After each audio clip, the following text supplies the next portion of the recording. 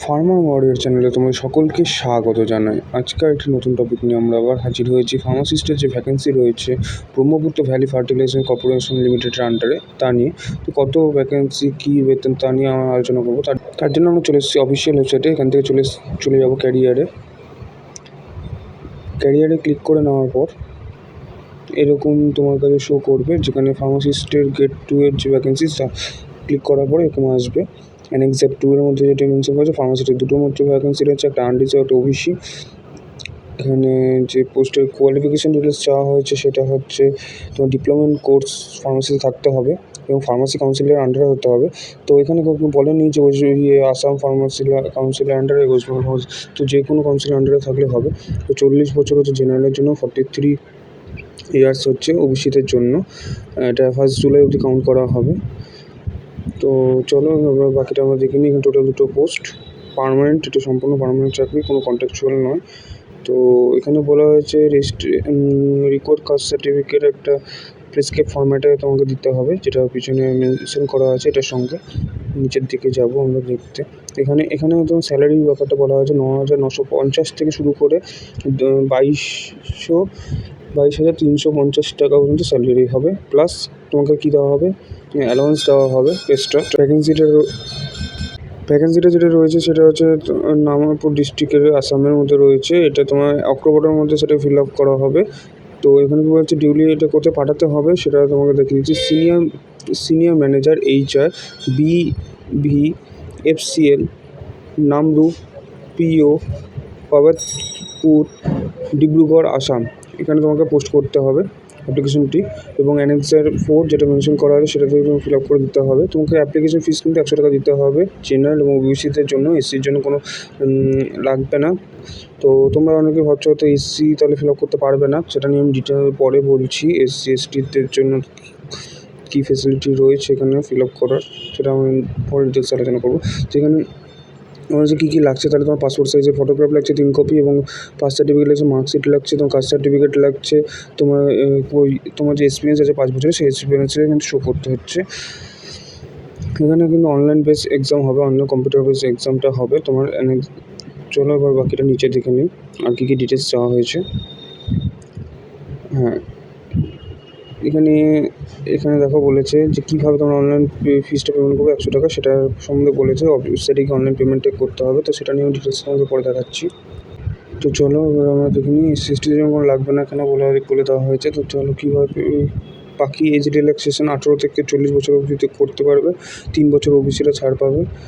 আর বাকি হচ্ছে এখানে SC/STদের, এবার এখানে মেন কথা বলা হয়েছে SC/ST ক্যান্ডিডেটের জন্য। SC/ST candidate applying against unreserved post shall be considered against general standard of merit and no relax in age qualification prescribe value selecting the post.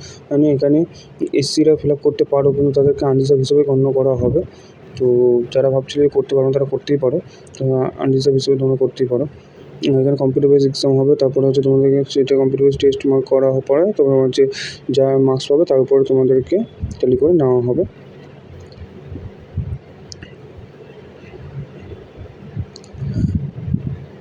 এখানে টোটাল 100 মার্কসের পরীক্ষা হবে তোমার, যেখানে হচ্ছে জেনারেল ইংলিশ থাকছে 20 মার্কসের, জেনারেল নলেজ থাকবে 20 মার্কসের, রিজনিং থাকছে 20 মার্কসের, টোটাল 60 মার্কস হয়ে গেলো। এবং তোমার ফার্মাসিস্টের উপর 40 মার্কসের, টোটাল 100 মার্কসের পরীক্ষা। 3 ঘন্টার সময় দেওয়া হবে। ফিজিক্যাল হ্যান্ডিক্যাপের ক্যান্ডিডেটের জন্য কিন্তু আরও 1 ঘন্টা এক্সট্রা, মানে 4 ঘন্টা দেওয়া হবে।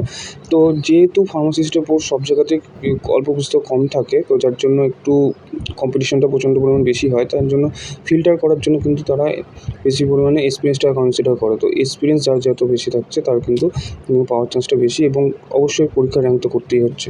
তো এখানে কি বলা হয়েছে যে এক্সামটা কিন্তু ইংলিশ আর আসামি দুটো ল্যাঙ্গুয়েজে হবে, এবং যাবতীয় সব বৃত্তান্ত, রোল নম্বর থেকে শুরু করে টেস্ট রোল নম্বর সব কিছু কিন্তু তারা ওয়েবসাইটে দিয়ে দেবে। এবং ইমেলের মাধ্যমে কিন্তু তোমাদের অ্যাডমিট কার্ডটি পেয়ে যাবে। ইমেলে তোমার মেল আসবে, সেই মেল থেকে তোমরা ওখানে ডাউনলোড করতে পারবে।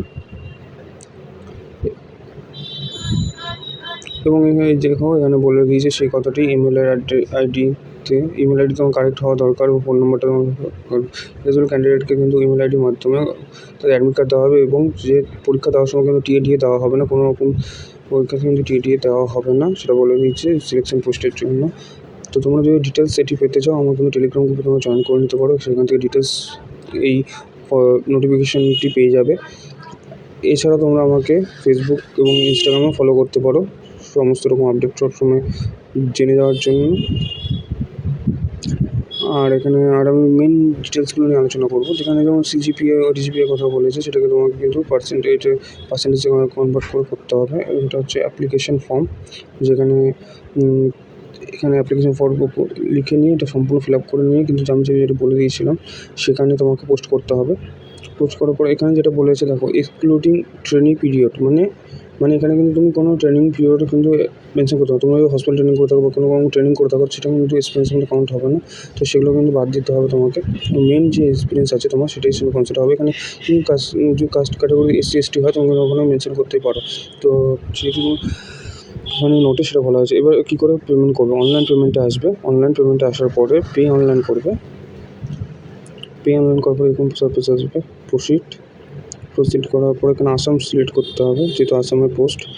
PSU করার পর পাবলিক সেক্টর আন্ডারটেকিং করার পরে এখানে হচ্ছে ব্রহ্মপুত্র ভ্যালিজ ফার্টিলাইজেশন করতে হবে। দেন হচ্ছে এখানে কোথায় তুমি পেমেন্ট করবে সেটা তোমার চুজ করতে হবে। সিলেক্ট পেমেন্ট ক্যাটাগরি, কোথায় কিসের জন্য পেমেন্ট করছো, নিউ রিকোয়ারমেন্টের জন্য। তো নিউ রিকোয়ারমেন্ট ক্লিক করে নেবে।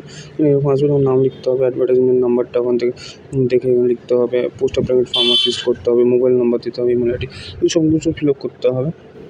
ডিটেলসে ফিল আপ করার পর সাবমিট করার পর তোমার কাছে অপশান আসবে, তোমার ডেবিট কার্ডে করবে, UPI করবে না কার্ডে করবে। তো এরকম অপশান আসার পরে তোমার সাবমিট করে দেবে। সাবমিট করার পর তোমার এটা হয়ে যাবে। তবে ওখানে গিয়ে যে পেমেন্ট স্ট্যাটাস সেখান থেকে দেখতে পারো। তোমরা যদি এই PDFটি পেয়ে যেতে চাও আমার টেলিগ্রাম গ্রুপে জয়েন করতে হবে। আশা করি তোমাদের সবার আমি ইনফরমেশন দিতে সক্ষম হয়েছি। তো থ্যাংক ইউ ফর ওয়াচিং বন্ধুরা, থ্যাংক ইউ সো মাচ। দেখা হচ্ছে নেক্সট ভিডিওতে।